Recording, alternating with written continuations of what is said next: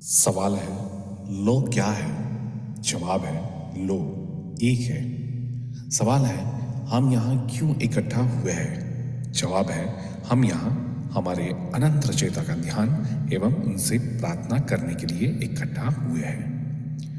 अब हम और हमारे गैलेक्टिक कन्फेडरेशन के सभी भाई बहन, मास्टर हीलर रेश, गार्जियन एंजल्स, काउंसिल मेंबर्स और पूरे ब्रह्मांड में जितने भी दिव्य सभ्यताएं हैं जो उस एक अनंत रचयिता के प्रेम और रोशनी में अपनी सेवाएं प्रदान करते हैं, उन सबको हम आज इस मेडिटेशन में शामिल होने के लिए निवेदन करते हैं और उन सब का आह्वान करते हैं। आज हम सब मिलकर जितने भी लोग आज मेडिटेशन कर रहे हैं उनको, उनके परिवार को और सभी सदस्यों को और वो सभी परिजनों को जिन्हें वो प्रोटेक्ट करना चाहते हैं, उन सबको हम अनंत रचयिता के प्रेम और रोशनी से शुद्ध करते हैं और उस सभी लोगों के आसपास और उनके घरों के आसपास उस अनंत रचयिता के प्रेम और रोशनी का एक बहुत बड़ा सुरक्षा घेरा बनाते हैं, जिसमें किसी भी प्रकार के विचार या व्यक्ति जो सिर्फ खुद की सेवा में कार्यरत हो, उन सभी व्यक्ति या विचारों को इस घेरे में आने से बिल्कुल प्रतिबंधित करते हैं, क्योंकि लो एक है। धन्यवाद। लॉ ऑफ वन, एक का कानून, यानी एक का ज्ञान, या कह लीजिए एक का तरीका, जिसे आप जान भी सकते हैं, मान भी सकते हैं, उसको नजरअंदाज भी कर सकते हैं या सीधे से खारिज भी कर सकते हैं, क्योंकि ये आपकी फ्री विल है जो अनंत रचयिता द्वारा आपको प्रदान की गई है। तो ये किताब का 1729 जो फरवरी 23 1981 को रिकॉर्ड किया गया है, वहां हम शुरुआत करते हैं। जैसे कि हर सत्र की शुरुआत में राह बोलते हैं कि मैं राह हूँ, अनंत रचयिता के प्रेम और प्रकाश में आपका स्वागत करता हूँ। अब हम बात करते हैं। तो डॉन के द्वारा प्रथम प्रश्न पूछा जाता है कि जो हमारा सूर्यमंडल या जो सूर्य है जिसे हम जानते हैं, तो वो क्या एक सबलोगोस है या किसी सबलोगोस की भौतिक अभिव्यक्ति यानी कि फिजिकल मैनिफेस्टेशन। तो रात बोल रहे हैं कि हाँ ये सही है। तब डॉन पूछ रहे हैं, तब मैं ये मान रहा हूँ कि इसी सबलोगोस ने इन सभी घनत्वता में इस ग्रह प्रणाली को बनाया है। क्या ये सही है? तो राह बोलते हैं कि गलत है। आपके सौर्य इकाई के उपलोगोस यानी सूरज ने आपके लोगों द्वारा पहले से गति में तय बुद्धिमान ऊर्जा को पैटर्न्स में प्रयोगों द्वारा उसके अवयव यानी कि कंपोनेंट को विभिन्नता प्रदान करने की कोशिश की है। यह पैटर्न्स को बनाकर लोगोस ने बुनियादी स्थिति और कंपनता के दर को पूरे आकाशगंगा के अनुरूप बनाया है, जिसे आप प्रमुख आकाशगंगा कहते हैं। यानी कि आपके लोगोस ने बुनियादी पैटर्न्स बना दिए हैं, जिसे कि थोड़े से विभिन्नताओं के साथ सारे आकाशगंगा में लागू किया गया। तो डॉन आगे पूछते हैं, तो क्या यह उपलोगोस जो हमारा सूर्य है वही उपलोगोस है, लेकिन सिर्फ आकाशगंगा के माध्यम से अलग अलग हिस्सों में प्रकट यानी कि मैनिफेस्ट हो रहा है? क्या यह इस आकाशगंगा के सभी तारे हैं? तो रात को समझ में नहीं आया तो बोल रहे हैं कि आप कृपया सवाल पुनः पूछिए। तो ब्राउन बोलते हैं कि मैं यह कह रहा हूँ कि मोटे तौर पे 250 अरब तारे या सूर्य है, जैसे कि हमारी प्रमुख आकाशगंगा है। क्या वह सारे तारे एक ही सबलोगोस का हिस्सा है? तो जैसे हमने पिछले सत्र में भी देखा है कि जैसे ये यहाँ पे 250 अरब तारे की बात कर रहे हैं, तो हमारे जो दिमाग में न्यूरॉन्स भी उतने ही है। तो राव इसका जवाब देते बोलते हैं कि ये सभी एक ही लोगोस का हिस्सा है। आपका सौरमंडल, जैसा आप इसे कहेंगे, एक अभिव्यक्ति या मैनिफेस्टेशन है, एक सब लोगोस की उपस्थिति के कारण कुछ हद तक और थोड़ा अलग है। तो डॉन आगे पूछते हैं कि मुझे पहले आश्वस्त होने दीजिए कि मैं सही हूँ। तो ये सभी जो हमारा सूरज, ये प्रमुख आकाशगंगा के लोगोस का सब लोगोस है, सही है? तो आप बोलते हैं हाँ, ये सही है।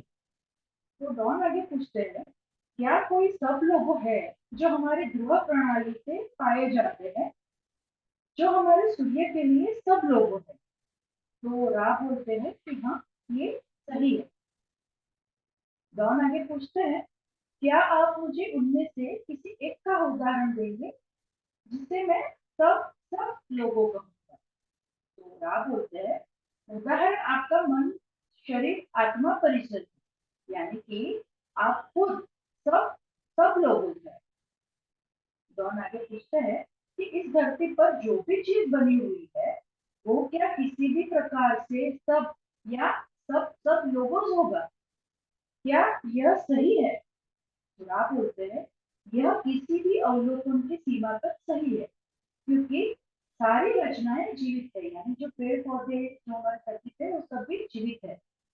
तो हम जिस ग्रह पर हम है, वह कुछ रूप में सब सब लोगों होगा। तो क्या ये सही है? तो रा इसके जवाब में बोलते हैं कि ये कब सही होगा? तो वो बोलते हैं, एक ग्रह को केवल लोगों के रूप में नामित यानी नेम किया जा सकता है यदि यदि ये इसके सतह पर या विद्युतीय चुंबकीय क्षेत्र के भीतर रहने वाले इकाइयों या मन, शरीर, परिसरों के साथ सद्भावना यानी हार्मनी में काम कर रहा हो। यानी हम सब मिलके अगर एक हार्मनी बना के काम कर रहे हैं, तभी ये बोला जा सकता है। तो डॉन बोल रहे, डॉन आगे पूछते हैं, ठीक है, क्या सब लोगों जैसे कि हमारा सूर्य है, उनमें से कोई भी हमारी प्रमुख आकाशगंगा में, क्या उनके पास आध्यात्मिक ध्रुवीयता यानी कि मेटाफिजिकल पोलैरिटी है? या फिर वो पूछना चाहते कि जो सकारात्मक या नकारात्मक जैसा कि हम सब इस शब्द का उपयोग कर रहे हैं? तो राव उसके जवाब में बोल रहे हैं कि जैसा कि आप यह शब्द प्रयोग करते हैं, ऐसे नहीं है। यह के स्तर के माध्यम से इकाइयों की अपनी स्वतंत्र इच्छा को उपयोग करने के कारण तथा अपने अस्तित्व की क्रिया के कारण अनंत बुद्धिमानिता की ताकत है। इस प्रकार ध्रुवीयता नहीं है जैसा कि आप ध्रुवीयता को समझते हैं। यह केवल तभी होता है जब ग्रह क्षेत्र, मन, शरीर, परिसरों, विशेष रूप से मन, शरीर, आत्मा, परिसरों के साथ सौहार्दपूर्ण यानी कि हार्मोनिकली रूप से प्रभावित करना शुरू करता है और सभी ग्रहों के साथ परस्पर प्रभावित करने वाली इकाइयों के विचार परिसरों यानी कि कॉम्प्लेक्सेस के कारण ग्रह इकाइयों की विकृतियां स्वीकारी गई है। यानी कि जो ये बनाया जाता है उसमें कुछ भी ध्रुवीकरण नहीं होता है। ये सब जब हम लोग हार्मोनिकली नहीं करते हैं या उसमें कुछ हार्मोनिकली न होने की वजह से ये हो सकता है। बाकी जो अनंत रचयिता है वो कभी भी सकारात्मक या नकारात्मक जैसा कुछ नहीं बनाते हैं, ऐसे ध्रुवीयता नहीं। एक अनंत रचयिता की रचना में आप जैसी ध्रुवीयता नहीं है जैसे कि आप कह रहे हैं। तो डॉन बोलते हैं, धन्यवाद। कल आपने कहा था कि पहली गणितपता में ग्रह शुरू से ही कालातीत यानी टाइमलेस स्थिति में है। क्या आप मुझे बता सकते हैं कि कैसे वो प्रभाव जिसका हम समय के रूप में मूल्यांकन या एप्रिशिएट करते हैं, वो अस्तित्व में कैसे आता है? तो राज जवाब देते हुए बोलते हैं, हमने अभी आपको प्रत्येक लोगों के अस्तित्व की स्थिति का वर्णन किया है। यह प्रक्रिया जिसके द्वारा स्थान, समय, निरंतरता के रूप में आता है, सावधानी पूर्वक निर्माण का एक कार्य है। हम कहेंगे पूर्ण या संपूर्ण कंपनता की दर यानी कि वाइब्रेटरी रेट, गणितताएं और ठहराव की योजनाएं हैं। जब वो योजना प्रेम के विचार परिसरों में अच्छे से मिल जाती है, तब भौतिक अभिव्यक्तियां यानी मैनिफेस्टेशन प्रकट होना शुरू हो जाती है। यह पहली अभिव्यक्ति की अवस्थाई जागरूकता या चेतना है। एक पॉइंट पर जहां सब अच्छे से मिल जाते हैं या एकीकरण, सजीवता या अस्तित्व के बिंदु पर होता है, उस शुरुआत के बिंदु या स्तोत्र से शांत समय की शुरुआत होती है और फिर अपनी सजीवता के स्क्रोल को खोलना शुरू कर देता है।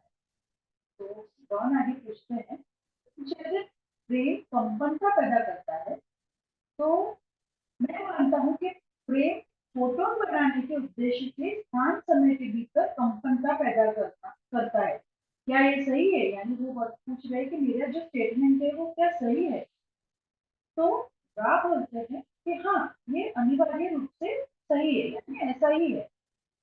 तो डॉन आगे पूछते हैं, फिर प्रेम का निरंतर इस्तेमाल, मुझे लगता है कि यह सब लोगों या एक सब लोगों द्वारा निर्देशित है। प्रेम के इस निरंतर इस्तेमाल से एक कंपनताओं का घुमाव यानी कि रोटेशन ऑफ दिस वाइब्रेशन बनता है, जो कोणीय वेग की अलग अलग इकाइयों में है, यानी कि which are in discrete limits of angular velocity। यहाँ पे एंगुलर वेलोसिटी की बात की जा रही है। यह सब हमारे भौतिक ब्रह्म में रासायनिक तत्वों का निर्माण करता है, और मैं मानूंगा दूसरे तत्व या जिसे हम गैर भौतिक या ब्रह्म में अन्य घनत्वता कहते हैं। क्या ये सही है? तो राज जवाब देते हैं, लोगों सभी घनत्वता बनाता है। आपका प्रश्न अस्पष्ट था, हालांकि हम कहेंगे कि लोगों स्थान समय घनत्वता और साथ में समय स्थान घनत्वता दोनों का निर्माण होता है। तो डॉन आगे पूछते हैं कि जो मैं मान रहा हूँ वो ये है कि यह घुमाव कंपनता के परिमाणित वृत्तिशील घुमाव, quantize incremental rotation of the vibration, यह घनत्वता की सामग्री के रूप में दिखाई देते हैं। क्या ये सही है? तो आप बोल रहे हैं हाँ, ये अनिवार्य रूप से सही है। तो ये जो वार्तालाप है वो थोड़ा इंटरेस्टिंग हो रहा है क्योंकि काफी जानकारियां मिल रही है। तो डॉन आगे पूछ रहे हैं, तो इन घुमाव यानी रोटेशन के कारण इन कणों की एक आंतरिक गति होती है, जो स्थान समय की प्रगति की दिशा के विपरीत होती है, जिस तरह से मैं इसे समझता हूँ। और यह आंतरिक प्रगति तब हमारे द्वारा देखी जाती है जिसे हम गुरुत्वाकर्षण कहते हैं। क्या ये सही है? तो राह बोलते हैं कि नहीं, अभी इस बार ये गलत है। तो फिर डॉन पूछते हैं, तो क्या मुझे आप बता सकते हैं कि गुरुत्वाकर्षण कैसे होता है? तो यहाँ पे जो डॉन जो है वो साइंटिफिक तरीके से यानी जो हमारे फिजिक्स के जो रूल है उस हिसाब से पूछ रहे हैं, तो राह बोलते हैं कि ये गलत है। तो आप तो डॉन पूछते हैं कि कोई एक बता सकते हैं कि गुरुत्वाकर्षण कैसे होता है? तो राह बोलते हैं, जिसे आप गुरुत्वाकर्षण रूप में बोलते हैं उसे आंतरिक प्रकाश ट्रेन की ओर दबाव के रूप में देखा जा सकता है। प्रकाश की कुंडलीदार रेखा की ओर खोज जो रचयिता की ओर बढ़ती है, यह एक आध्यात्मिक घटना को जीवित रहने की स्थिति का प्रकटीकरण है। तो डॉन पूछते हैं कि हम जानते हैं कि अब हमारे चंद्रमा पर गुरुत्वाकर्षण हमारे ग्रह पर गुरुत्वाकर्षण से कम है। क्या इसके पीछे कोई आध्यात्मिक सिद्धांत है जिसे आप समझा सकते हैं? तो राज जवाब देते हैं कि आध्यात्मिकता और भौतिकता दोनों इतने अलग नहीं है। जो आपने बोला, इस प्रकार की घटना को समझने का प्रयास करने में सक्षम है। हम कहेंगे विभिन्न भौतिक पहलुओं, जैसे कि जिसे आप द्रव्यमान के रूप में जानते हैं, उसके कारण अधिकांश वस्तुओं के गुरुत्वाकर्षण बल की गणना होती है।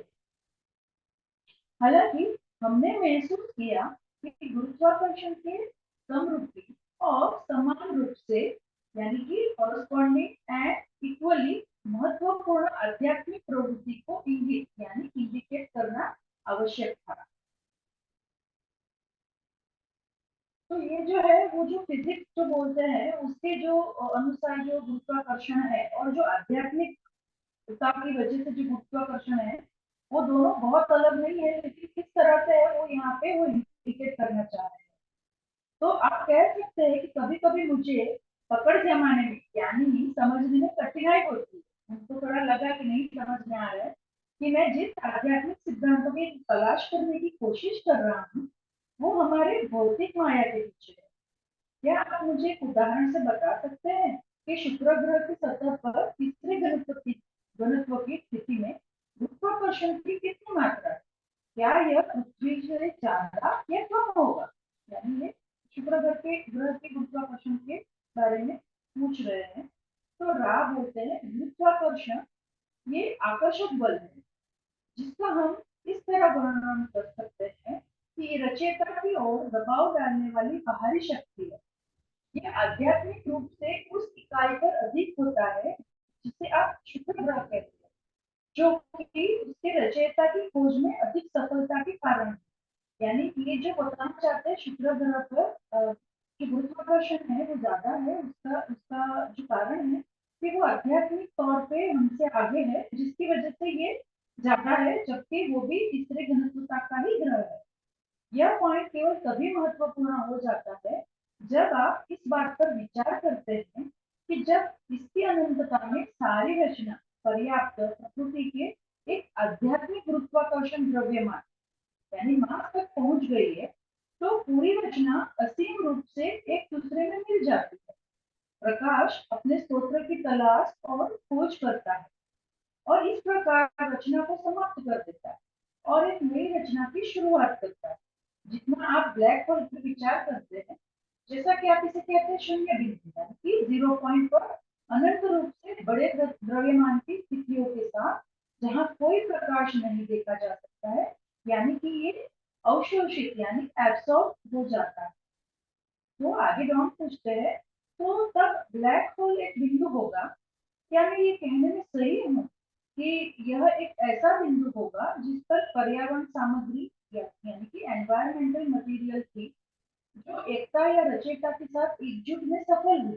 क्या ये सही है? तो क्या बोलते हैं तीसरी घनत्वता प्रकट करने वाला ब्लैक होल भौतिक है।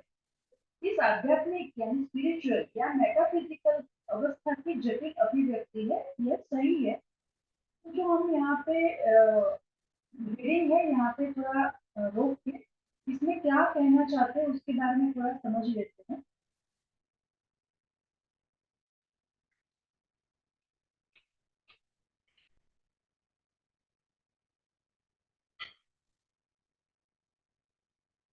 सर शेयरिंग कर सकती हैं मैम आप। जी।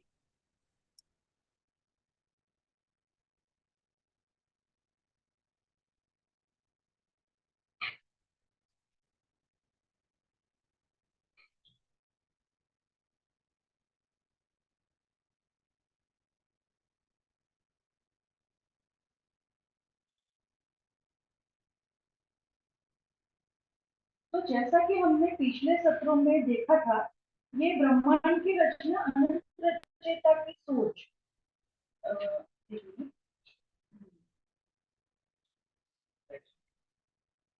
चालू है लेकिन पर एक बार मैं वापस से चालू करती हूँ।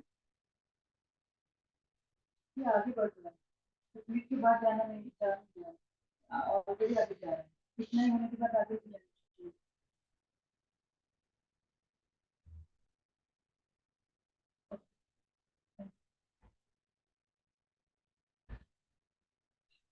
तो ये जो स्लाइड है उसमें हम देखते हैं, नहीं आगे चला गया।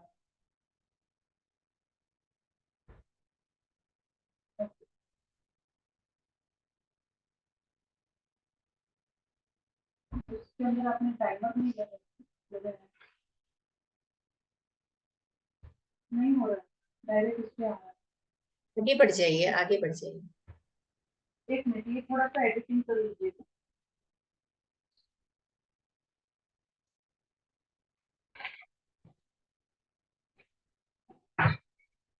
तो जैसे हमने पिछले सत्रों में देखा था, ये ब्रह्मांड की रचना अनंत रचयिता की सोच, जिसमें बहुत सारी अनंत घनत्वता और अनंत ऊर्जा की उसमें एक विस्फोट होने से हुई और जो ब्रह्मांड में चारों ओर दूर दूर तक फैल गई और वो तरंगों के रूप में थी जो अपने अपने अलग अलग फ्रिक्वेंसी में कांपना चालू किया। तो जब ये कांपना चालू किया तो उन्होंने जो अलग अलग फ्रिक्वेंसी थी उसमें अपना समूह बनाना चालू किया। तो उसमें जो सबसे कम फ्रिक्वेंसी थी, जैसे कि हम एकदम छोटी यानी बेसिक फ्रिक्वेंसी बोलते हैं, जिसको हम अनंत रचयिता का दिल बोल सकते हैं। तो ये दिल जब धड़कता है तब तक रचना होना चालू होती है। तो जब अनंत रचयिता का दिल धड़का तब सबसे प्रथम ये वाला जो ये बीच में दिख रहा है ये वो लोगोस बना, ये लोगोस बना। तो ये लोगोस के अंदर बहुत सी रोशनी थी और उन्होंने अपने आजू बाजू एक घुमावदार या तो फिर बोलते कुंडीदार रेखा बनाना चालू किया। ये जो है ये लोगोस है। तो उसने अपने आजू बाजू ये कुंडीदार जो रेखाएं हैं वो बनाना चालू किया। तो ये लोगों से यानी आप उसको सेंट्रल सन भी बोल सकते हैं या फिर इसने क्या किया कि अब वो उन्होंने उनको भी रचयिता बनाया गया, यानी वो उनको खुद ने सोचना चालू किया कि मैं कौन हूँ। तो इस दौरान उन्होंने भी अपने आजू बाजू ये जो कुंडलीदार रेखा बनाई है उसमें जो ब्लूप्रिंट जो आकाशीय जो अपनी आकाशगंगा रहती है उसके ब्लूप्रिंट के हिसाब से इस तरह से गोले फेंकना शुरू कर दिया जो बहुत सारे सूर्य बने। तो ये जो है ये घटना भी वैसे ही बनी कि जैसे एक धमाका हुआ। जब धमाका हुआ तो बहुत सारी तरंगे बनी। जो तरंगे जो है वो अलग अलग कंपनता में कंपन करते करते उसके जब कण इकट्ठा होने लगे यानी सेंट्रलाइज फोकस होने लगे तो फिर ये सूर्य की ये जैसे मान लीजिए कि हमारा सूर्य है तो सूर्य बना। तो उसके बाद वापस से लोगों ने ये जो उसके आजू बाजू ग्रह तारा ये जो जो सारी चीजें हैं वो बनाना चालू की। जो हर एक ग्रह तारे की भी वही से शुरुआत हुई कि पहले एक धमाका हुआ, उसके बाद तरंगे बनी, फिर जो वो कण कण है वो इकट्ठा हुए और उसके परिणाम स्वरूप हमें ये पूरी आकाशगंगा मिली। तो जब हम ये बोलते हैं कि ये जो है वो लोगोस है तो फिर ये जो हमारा सूर्य है वो सूर्य जो है वो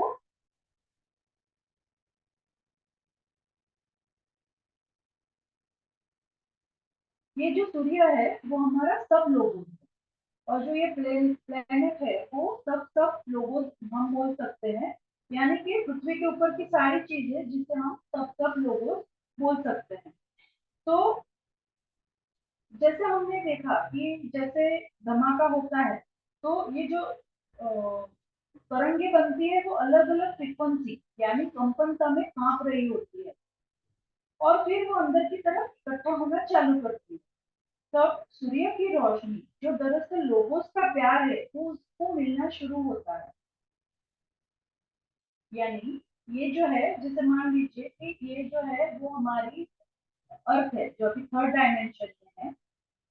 तो ये जो है जो सूर्य है उसका जो प्रकाश या जो फ्रेम है वो मिलना चालू होता है। तब जो आगे की जो घनत्वताएं हैं वो हमें दिखना शुरू होती है। जैसे अभी हमारा जो अर्थ है वो अर्थ थर्ड डेंसिटी में है। तो जब यहाँ पे जब यहाँ पे सूर्य का जो फ्रेम या प्रकाश बोल सकते हैं वो मिलना चालू होता है तो ये जो फोर्थ डेंसिटी है वो दिखना चालू हो। जब यानी एक तो है कि ये कंपनता में वो लोग यानी जो पृथ्वी है वो कण कण उसकी कंपनता जो है वो कांप रही है।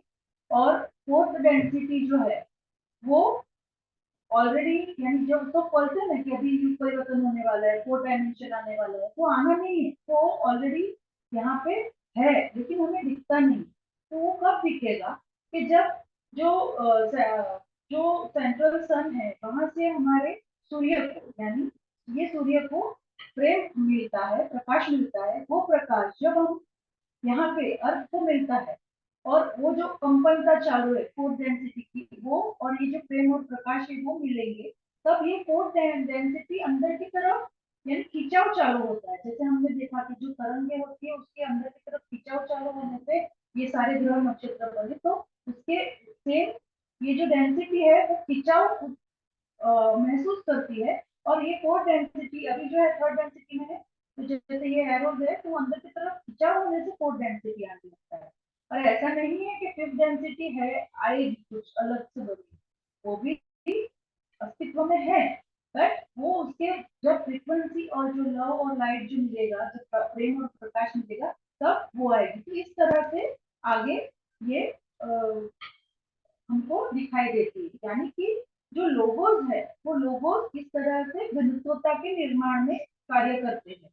और ये निर्माण जहाँ घनत्वता बदलती है उसकी ब्लूप्रिंट, यानी कि ये पहले से जो मैंने बताया था कि आकाशगंगा की जो ब्लूप्रिंट है, उस हिसाब से ये बनता रहता है। और जहाँ पे बनता है, जैसे यहाँ पे जो हमने उदाहरण लिया है वो अर्थ है कि यहाँ यानी स्थान, समय और लोगोस, जो हमारा जो सेंट्रल सन जो पहले बताया था, जो ये सेंट्रल सन है, वो सेंट्रल सन जो है यहाँ पे भी उसकी ब्लूप्रिंट रहती है। तो यानी वो स्थान, समय और लोगोस में भी, यानी समय स्थान में भी उसकी ब्लूप्रिंट रहती है। तो अब हम थोड़ा सा ब्लैक होल के बारे में जो कहानी बताया था, तो थोड़ा सा उसके बारे में हम जानकारी लेंगे। तो जैसे हमने देखा कि हम सारी जो घनत्वताएं हैं वो एक के बाद एक आगे बढ़ते चले जाते हैं। तो जब हम ऊपर की घनत्वता की ओर जाते हैं, तब हम जब छठी घनत्वता में जाते हैं, तो हम ये जो सूर्य है वहां पे अनुभव लेते हैं। और जब सातवीं घनत्वता में जाते हैं, तब ये जो हमारा लोगोस है, यानी जो गैलेक्टिक सेंटर है, वहां पे हम लोग सब जाते हैं। अभी जैसे हमने पिछले सत्रों में हमने देखा था कि जब हम सूर्य के ऊपर यानी वो घनत्वता तक पहुंचते हैं, तो हमारे जो शरीर है वो पूरे रोशनी के बने हुए होते हैं।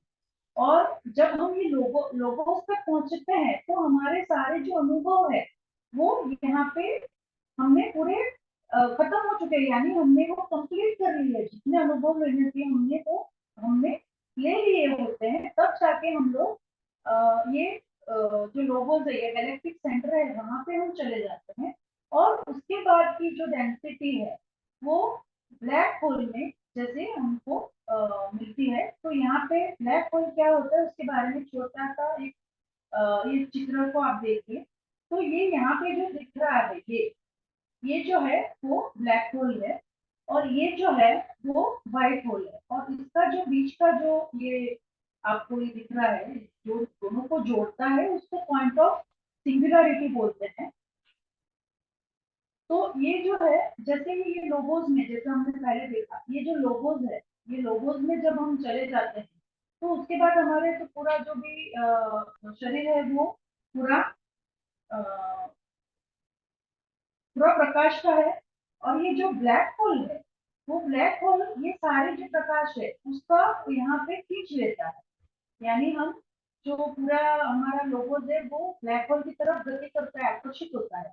तो ये यहाँ से अंदर प्रवेश कर जाता है। यहाँ पे प्रवेश करने के बाद वो जो है वो टूट जाता है, यानी डिस्टर्ब हो जाता है। और ये जो है पॉइंट ऑफ सिंगुलरिटी, यानी यहाँ पे ये दोनों के जो बीच का जो पॉइंट है, वहां पे आगे पूरा डिस्ट्रॉय होके सारे जो अनुभव है, जो पहले के अनुभव थे, वो सारे अनुभव घुल मिल जो गए थे, वो पूरे डिस्ट्रॉय हो जाते हैं, यानी कण कण में विभाजित हो जाते हैं, यानी एकदम जैसे पहले थे। तो फिर वो जो कण कण है, तो यहाँ से निकल के ये व्हाइट होल के अंदर प्रवेश कर जाते हैं। यानी ये जो है वो अभी नए अनुभव लेने के लिए तैयार हो गए।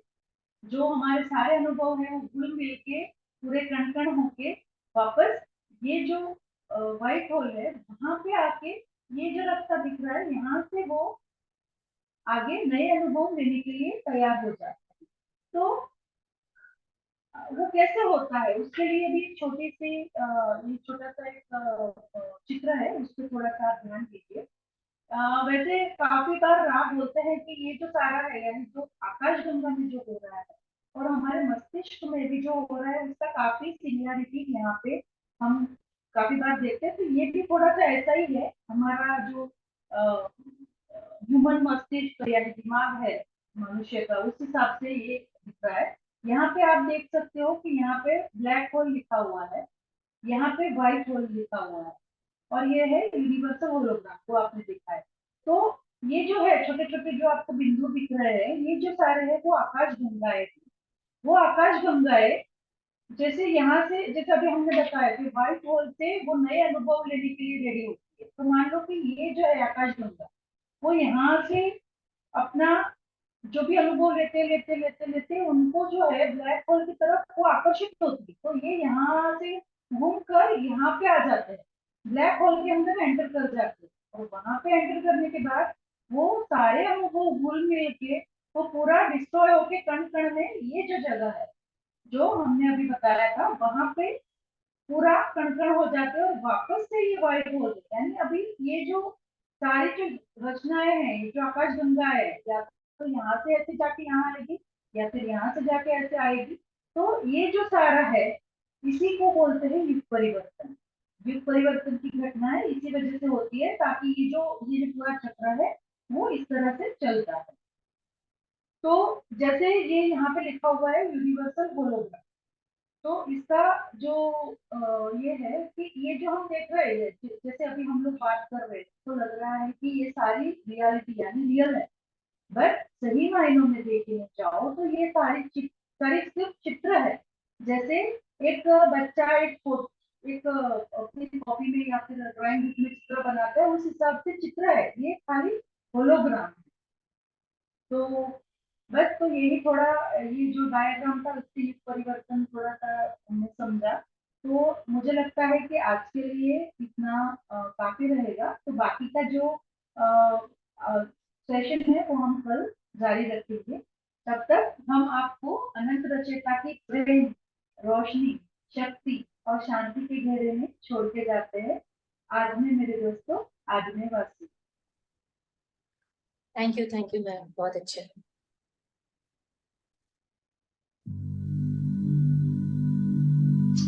मैं अपना एनर्जी फील्ड सुरक्षित कर रहा हूं। मैं अपना ऑरा लॉक कर रहा हूं। मेरे शरीर, दिमाग, आत्मा और मेरा पूरा एनर्जी फील्ड अनंत रचयिता के असीम दिव्य प्रेम और रोशनी में हमेशा के लिए सुरक्षित है।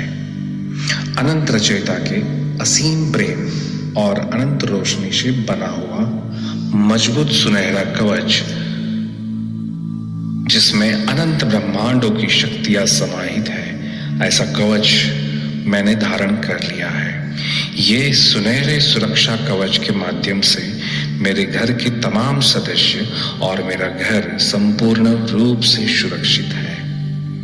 जो अनंत रचयिता के प्रेम और प्रकाश में अपनी सेवाएं प्रदान करते हैं, ऐसे ब्रह्मांड की सभी दिव्य सभ्यताओं और मेरे सभी शुभ चिंतक जो मेरे लिए दिव्य प्रेम और शुद्ध पवित्र मन से जो मुझे आशीर्वाद देना चाहते हैं, वो तमाम दिव्य पवित्र चेतनाओं को मैं परमिशन देता हूँ कि जो मेरे साथ दिव्य रूप से कनेक्ट हो सके।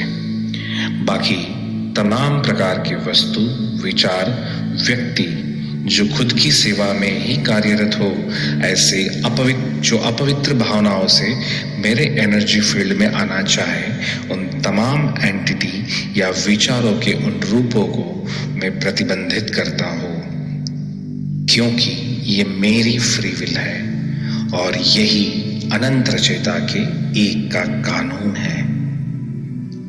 I am protected, I am protected, I am protected. Thank you so much.